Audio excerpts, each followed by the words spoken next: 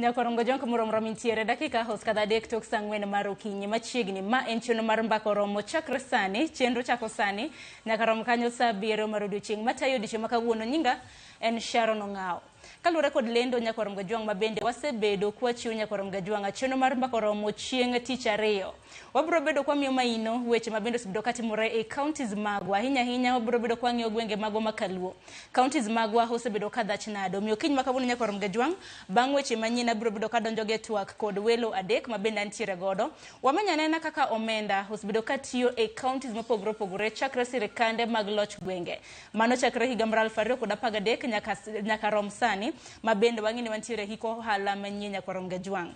Bende ka ono romo kanyo seche mamoko bende adhi bedo bende kaluso gi Meshak Onyango mabende en director mano kaduola mano mar Auditor General. Wabro bedo kwa goyo mbaka nyakorom gajwang kaluore kod omenda mopogore opogore mabende hosebedo kadhi e counties magwa. Kama okwongo nyakorom gajwang gisani kora mi weche mabende waikunwe kor gwenge mopogore opogore.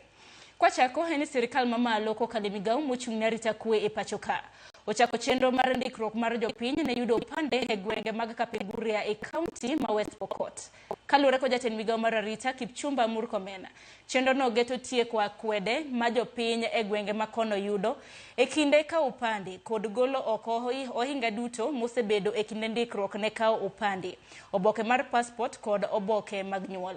Kaka yor siro chenro no sirikal ogolo nyamburko 14 mar konyo chwalo chenro no ka nyamburko mamoko aboro mabende biro chopo e wards duto na ndikruok opande e skunde biro bed kigolo machiegni. Jina ni kazi yenu kama wasasi.